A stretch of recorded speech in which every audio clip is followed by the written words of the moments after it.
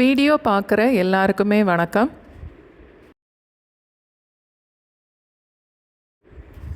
நல்ல டேஸ்டான இளநீ புட்டிங் ரொம்ப ஈஸியாக இன்றைக்கி செய்து பார்க்கலாம்.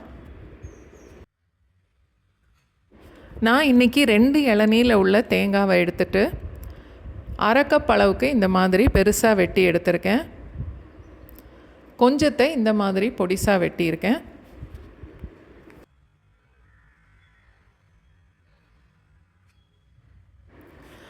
பெருசாக வெட்டின தேங்காவை மிக்சியில் சேர்த்துட்டு அதோட 1/2 கப் அளவுக்கு இளநியும் மிக்சியில் சேர்த்து நல்லா நைஸாக அரைச்சி எடுக்கணும்.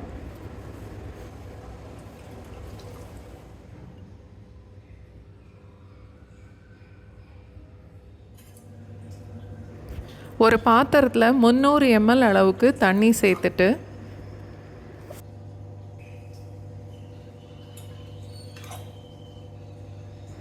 5 கிராம் சைனா கிராஸ் எடுத்து அந்த தண்ணியில் சேர்த்து இப்போ கொதிக்க விடணும்.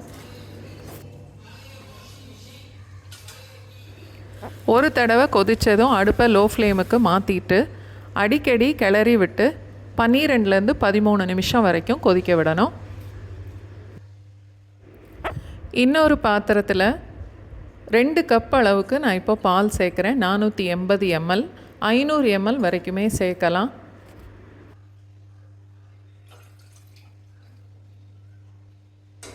பால் நல்லா கொதிக்கிற வரைக்கும் இதே மாதிரி கிளறி விட்டுட்டே இருக்கணும். பாலில் ஆடை கட்டக்கூடாது. அடுப்பு லோ ஃப்ளேமை விட கொஞ்சம் கூட வச்சுக்கலாம்.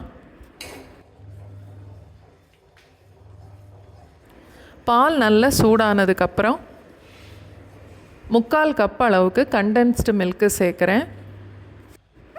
200 ml வரைக்குமே சேர்க்கலாம். புட்டிங் நல்ல இனிப்பாக வேணும்னா 2-3 டேபிள் ஸ்பூன் அளவுக்கு இதோட சீனியும் சேர்த்துக்கலாம். கண்டென்ஸ்ட் மில்க்கும் சேர்ந்து கொஞ்சம் சூடானதுக்கப்புறம் அடுப்பை ஆஃப் பண்ணிவிட்டு இப்போது இந்த சைனா கிராஸ் 12 நிமிஷத்துக்கு மேலேயே கொதிச்சிருக்கு. அதையும் இந்த பாலோடு சேர்த்துடலாம்.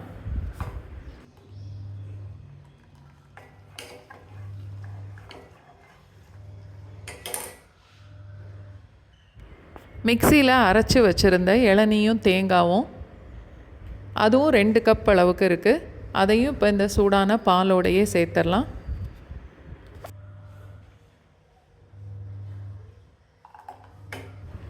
எல்லாத்தையும் ஒன்றா சேர்த்ததுக்கப்புறம் கைவிடாமல் கிளறிக்கிட்டே இருக்கணும். சைனா கிராஸ் சேர்த்துருக்கிறதுனால அடியில் செட் ஆகும். அதனால் விடாமல் கிளறிக்கிட்டே இருக்கணும். பால் வெதுவெதுப்பான சூட்டுக்கு வந்ததுக்கப்புறம்